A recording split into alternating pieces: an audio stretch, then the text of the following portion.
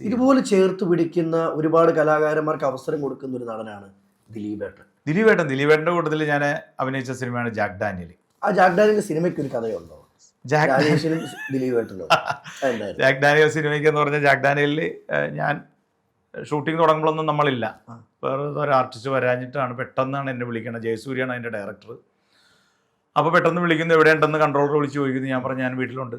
പെട്ടെന്ന് വാ, എരമല്ലൂരിലേക്ക് വാ, അവിടെ ഒരു ടെക്സ്റ്റൈൽസിലാണ് ഷൂട്ട് നടക്കുന്നത്. ഞാൻ ചെയ്താണ് ദിലീപേട്ടൻ്റെ പടമാണെന്ന്. പിന്നെ പാൻറ് ഷർട്ടും എങ്ങനെ ഇട്ടെന്ന് എനിക്കറിയാൻ പാടില്ല. പ്രത്യക്ഷപ്പെടുന്ന പോലെ ഞാൻ സെറ്റിലെത്തിയപ്പോൾ ദിലീപേട്ടൻ ക്യാരവാനിലുണ്ട്. ഞാൻ ചെന്നു പറഞ്ഞു അയാൾ വേറൊരാൾക്ക് അയാൾ വന്നിട്ട് പറഞ്ഞു ദിലീപേട്ടൻ ഒന്ന് കാണണമെന്ന് പറഞ്ഞു. ആരാ അഭിനയിക്കണം എന്ന് പറഞ്ഞു. ഞാൻ ചെന്നപ്പോൾ എന്തായി അങ്ങനെ ജയസൂര്യനെ വിളിച്ചു വരുത്തി. ആ സീൻ അവിടെ ഇരുന്ന് ദിലീപേട്ടൻ ഇംപ്രൂവൈസ് ചെയ്യണം. ശരിക്കും ചെറിയ സീനായിരുന്നു. ദിലീപേട്ടൻ പിന്നെ അപ്പുറം ഇപ്പുറം ഞാനും ദിലീപേട്ടൻ ഇരുന്നിട്ട് ദിലീപേട്ടൻ പറയേ ഗുണലാൽ അപ്പോൾ നീ ഇങ്ങനെ പറയടാ.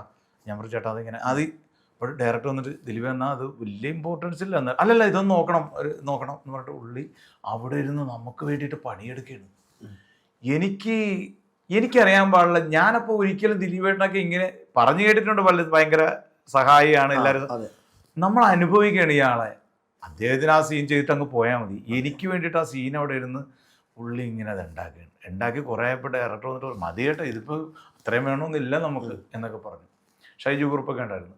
അതാണ് ആ സിനിമയിൽ. ആ സിനിമ ഇപ്പോഴും സൂര്യ ടി വിയിൽ ടെലികാസ്റ്റിംഗ് ഉണ്ട്.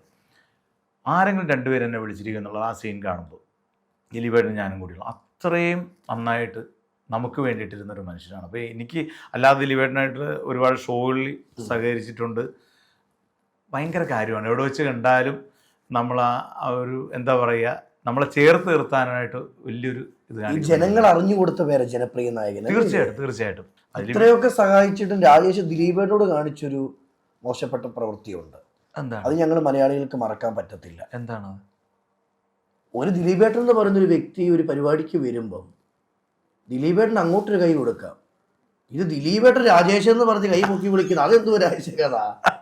അത് അമൃത ടി വിയിൽ കോമഡി മാസ്റ്റേഴ്സ് ചെയ്യുമ്പോൾ ദിലീപേട്ടൻ വന്നിരുന്നു. അപ്പോൾ ചേട്ടൻ ഫ്ലോറിലേക്കാണ് വരുന്നത്. അറിയാമല്ലോ. അപ്പോൾ എല്ലാ ആർട്ടിസ്റ്റുകളും ഇങ്ങനെ നിൽക്കുകയാണ്. അതെ. അപ്പോൾ ഫ്ലോറിൽ കയറി നിന്നിട്ട് ഇങ്ങനെ ടച്ചപ്പ് മേക്കപ്പ് ആൻഡ് ടച്ചപ്പ് ഒക്കെ ചെയ്തിട്ടുണ്ടപ്പോൾ ഇങ്ങനെ എല്ലാവരും ഇങ്ങനെ നോക്കിയിട്ട് ഇങ്ങനെ വിഷ് ചെയ്ത് ഹലോ. അപ്പം നമ്മൾ ഇതാരെന്നറിയാതെ ഇങ്ങനെ നിൽക്കുകയല്ലോ. അപ്പോൾ ഇങ്ങനെ നോക്കിയിട്ട് പറഞ്ഞു ഹലോ എങ്കിൽ വാ. ഞാൻ ചെന്നു. ഇതെന്താണ് നമ്മളെ ഇങ്ങോട്ട് വിഷ് ചെയ്തിട്ട് നമ്മൾ അങ്ങോട്ട് വിഷ് ചെയ്യണം. ഞാൻ പറഞ്ഞു ചേട്ടാ അത് കൊള്ളാം ഞാൻ നിന്നെ വിഷ് ചെയ്തെന്ന് പറഞ്ഞു. പക്ഷേ ഈ കുറഞ്ഞ സമയത്ത് ഒരുപാട് കാര്യങ്ങൾ നിങ്ങൾ ചിന്തിപ്പിച്ചു കേട്ടോ. ഒത്തിരി സന്തോഷം. ഒരു തുറന്ന പുസ്തകമാണോ ജീവിതത്തിൽ? തീർച്ചയായിട്ടും. നമ്മളൊന്നും മറക്കേണ്ട കാര്യമില്ലല്ലോ. നമ്മൾ ആരെയാണ് മറക്കേണ്ടത്? അതെ, ഒന്നും മറക്കേണ്ടത്. ഞാൻ എൻ്റെ മക്കളോട് പറയുന്ന കാര്യം എങ്ങനെയാണ് 100 രൂപ കിട്ടിയാൽ 10 രൂപ സേവ് ചെയ്യാൻ പഠിക്കുക ജീവിതത്തിൽ. 90-ന് ജീവിക്കാൻ പഠിക്കുക. കാരണം 80 കിട്ടുന്നവൻ ഈ സമൂഹത്തിൽ ജീവിക്കുന്നുണ്ട്. അവിടെയാണ് നമുക്ക് 100 കിട്ടുന്നത് അല്ലേ? അതെ. കിട്ടുന്നതിൽ സന്തോഷിക്കുക, ആനന്ദം കണ്ടെത്തുക. നമ്മളായിട്ട് ആർക്കും ഒരു ദ്രോഹം ചെയ്യാതിരിക്കുക. അത് തന്നെയാണ് എൻ്റെ അച്ഛനും അമ്മയും എന്നെ പഠിപ്പിച്ചിരിക്കുന്നത്. എൻ്റെ ഭാര്യ ഫോളോ ചെയ്യുന്ന അതാണ്.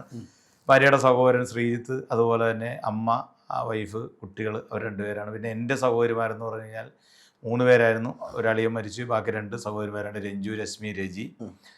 അവർ ഷാജി, രാജേഷ്, അവരുടെ മക്കളൊക്കെ ആയിട്ട് സുഖമായിട്ട് കഴിയുന്നു.